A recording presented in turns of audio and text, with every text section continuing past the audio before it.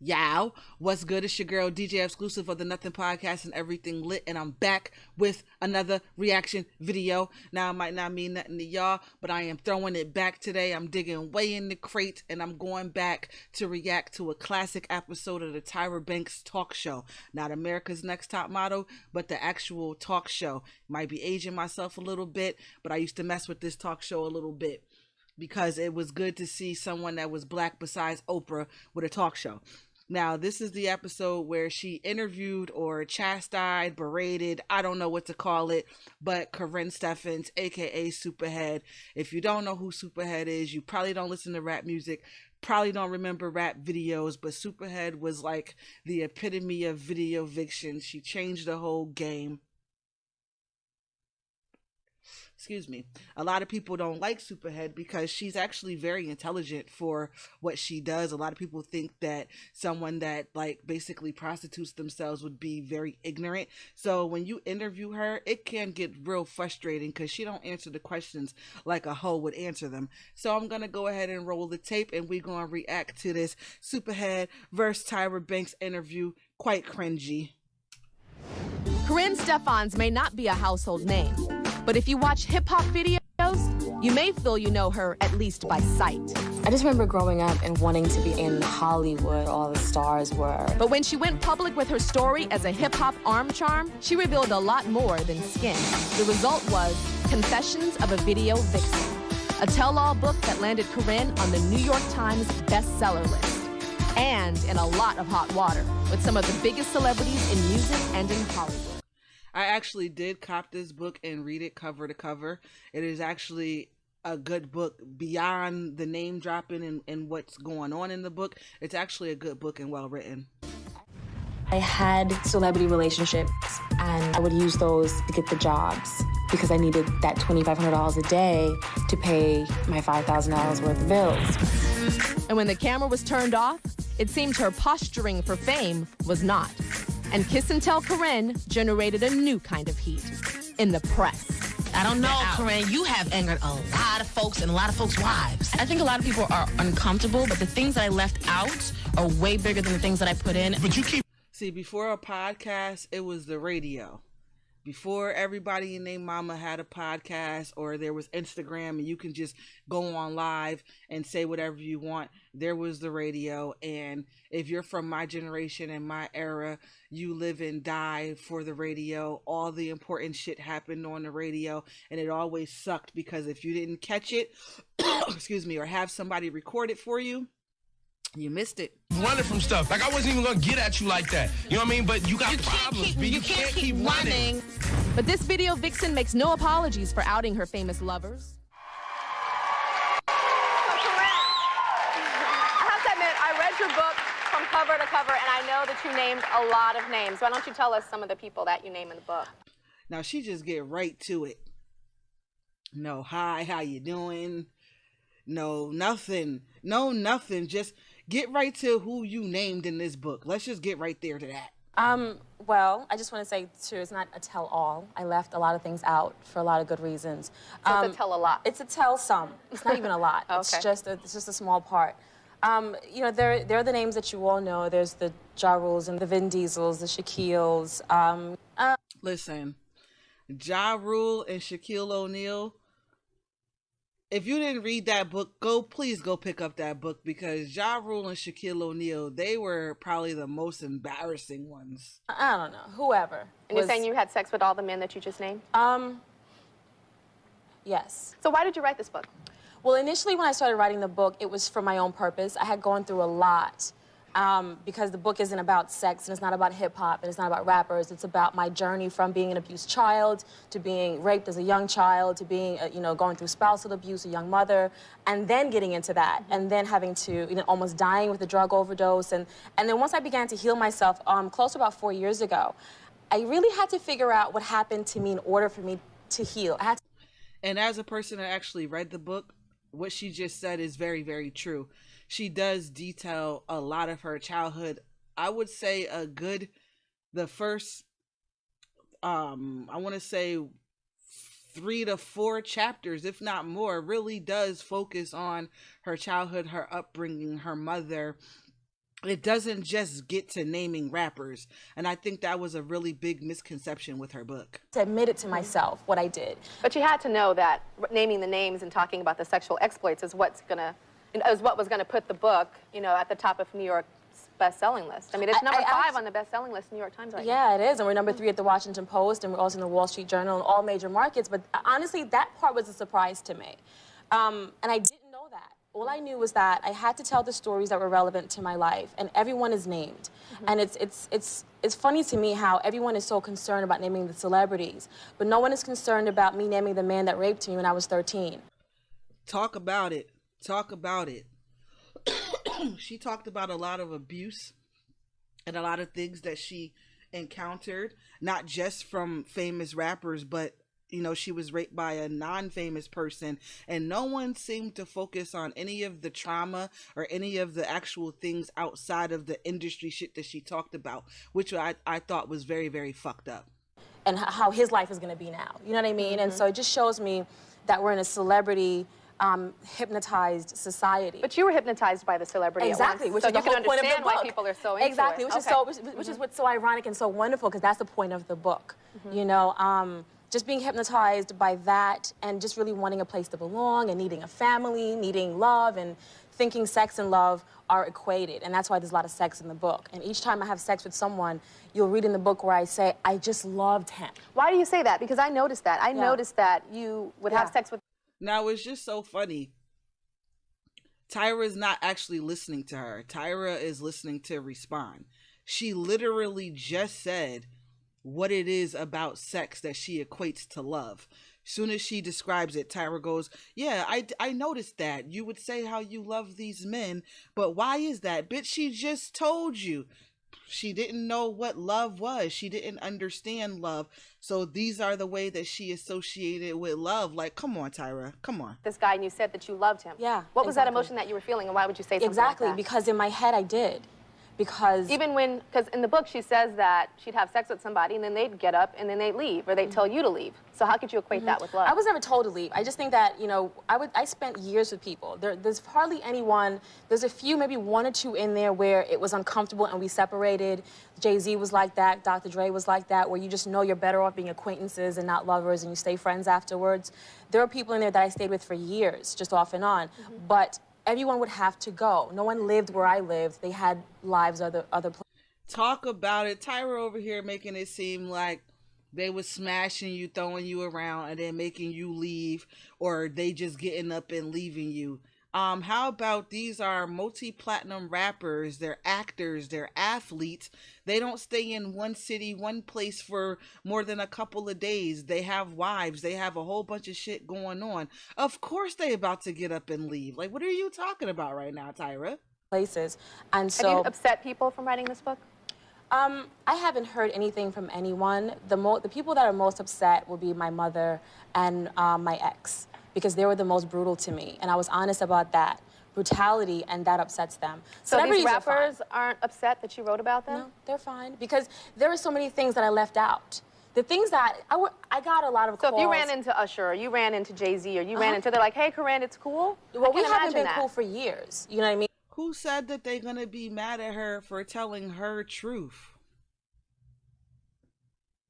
She told her truth, and I don't want to necessarily say that they weren't upset, because I do remember a few rappers, Method Man being one of them, that was vocal. They were upset about some of the things that she said, but her name has been in countless rap lyrics.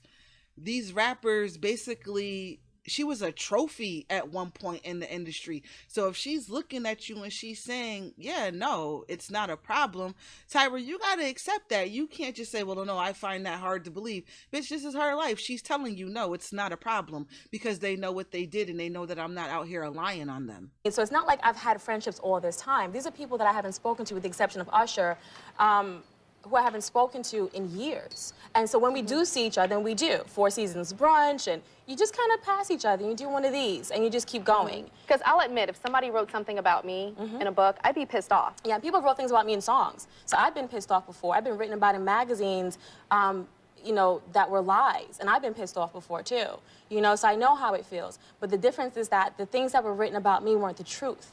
Facts. And this is the truth. And I tell them, as I tell everyone, if your name is in this book and you see something that you don't like, then you shouldn't have done it. So do you think that you wrote this book because of revenge, out of revenge? No, see, revenge is something that happens when people are miserable and upset and But weren't bitter. you miserable and upset Not when and I wrote bitter? this book.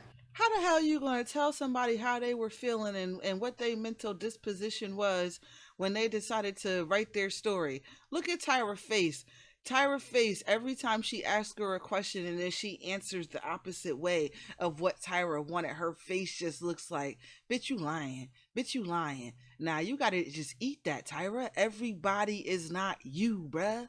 Not when I wrote this book. Karrine, I have to disagree with you because when I read the book, you were saying that you're really upset that, you know, that you were down and out, that these were the She really just said, I have to disagree with you, how you're saying you felt when you wrote something. Get out of here, Tyra. Stop it. guys that you would go out with and wine and dine and spend a lot of money and hang out. Yeah. And then you had But your I rock still bottom. have that lifestyle now. The No, but I'm lifestyle saying, hasn't changed. but I'm talking about your rock bottom. And you hit a rock bottom where you were homeless, Yeah. living in the car with your son, Absolutely. freezing to death, and Absolutely. using jackets to stay But warm. all of that was my fault. No, but That I'm saying, wasn't their but what I'm fault. saying is you called these guys and said, I need some help. Yeah. And none they of them said helped no. you. None of them helped you. The same man who wrote me a $10,000 check on our first date wouldn't help me. Wait, hold on. So you mean to tell me Tyra is trying to say just because she was homeless with her son and she would call these multimillionaires and none of them were going to come to her aid, she was in a place of misery. So this is why that she wrote the book. I can certainly understand what Tyra is trying to say, but you can't keep on trying to drill your point on the person that you're interviewing when they're telling you that is not true. You just have to agree to disagree. You cannot say, oh, this is why you wrote your book, especially when that's not the only thing in her book. Everything that happened to me was my fault. I did it to myself. But then I why name allowed names? people- If there's no anger, why name the names? Why not? It's just the truth. And so now that I've healed, it feels right to say, you know what? Let's not give this a pretty name anymore. Let's not say I was hanging out. Let's not say I wasn't. I was prostituting myself and selling myself for a lot less than I'm actually worth. You know, We're going to talk about that some more. Yeah, absolutely. And I want to... Hey, that's what I like to hear. If you out here and you doing something, whether you're selling your body, selling your soul, smoking crack, doing cocaine, it doesn't matter. We all have our own demons. There's only one judge, and that is God. I can't judge you. Nobody in this world can judge you. Only thing that I can judge is if you're a liar. If you're not keeping it a full being about what you're doing and how you're living your life, that is fucked up because you're taking power away from me. I should be able to decide whether or not I want to be your friend or deal with you under the terms of me knowing that this is what you're doing. If I know that you're a slut and you're sleeping around with God knows who, I need to know that so I can decide if I want to sleep with you too, if I want to be your friend. That's what I've always liked about Superhead. She ain't never denied or hid anything that she was about. And I think her truth is what makes people mad at her. hear from you guys out there because I know you're going, Tyra, say this. Tyra, ask her that. So we're going to hear from you guys. We're going to give some questions to Karrine, and we'll be back when we return. We're back with the controversial author of Confessions of a Video Vixen, Karrine Steffans. Now, the views expressed in her book are not mine, and I want to make this very clear, that I have no idea if these allegations are true or not. Now, this book is a cautionary tale. Who's this a cautionary tale to? Well, what's happening is that a lot of women have unrealistic views of this part of the industry. You have a lot of young girls who want to, at a very early age, just be video girls, and they think that that's modeling.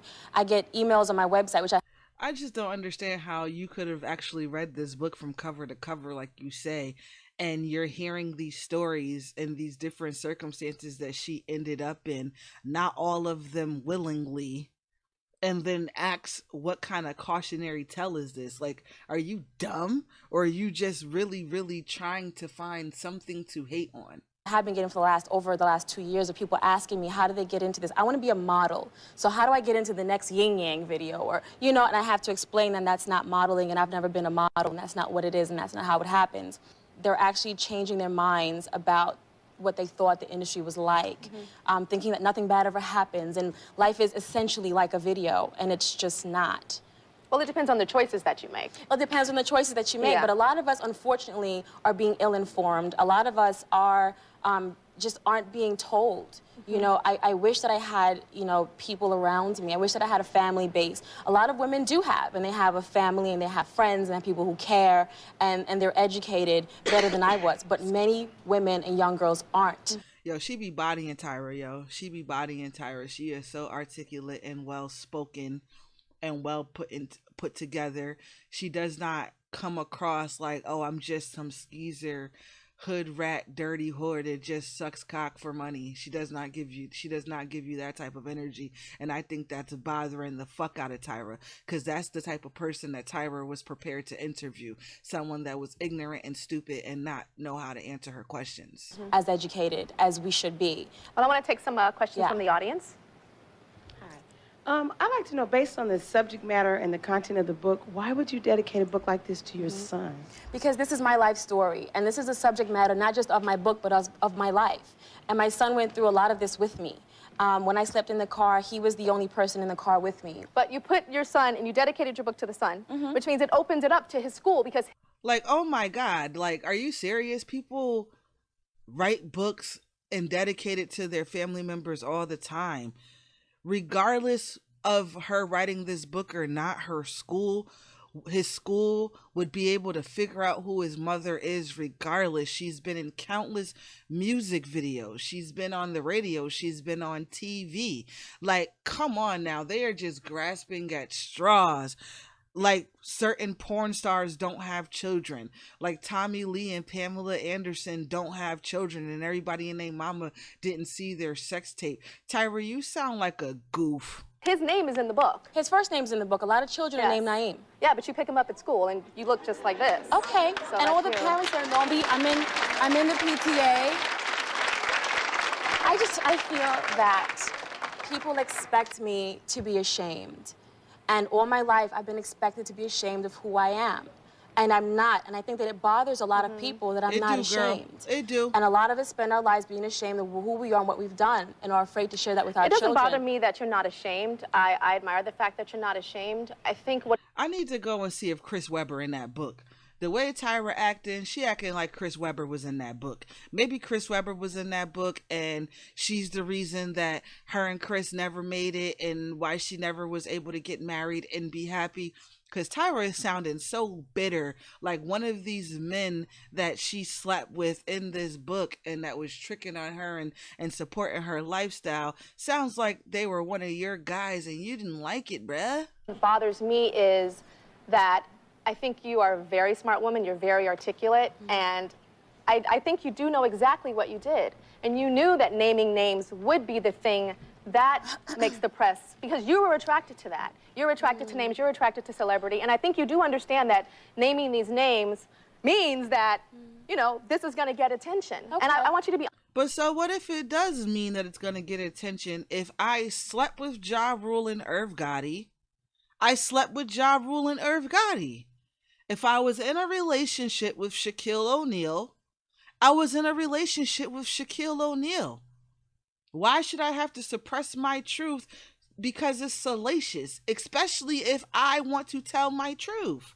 It is my truth. And if these people didn't want to be talked about, books written about them, then like she said, then you shouldn't do certain things. You can't control someone else's narrative, bruh. Look at her face. Look at her face. Honest and sit here and be honest with me. Well, you know what? I just wrote the book, and my publisher made that decision.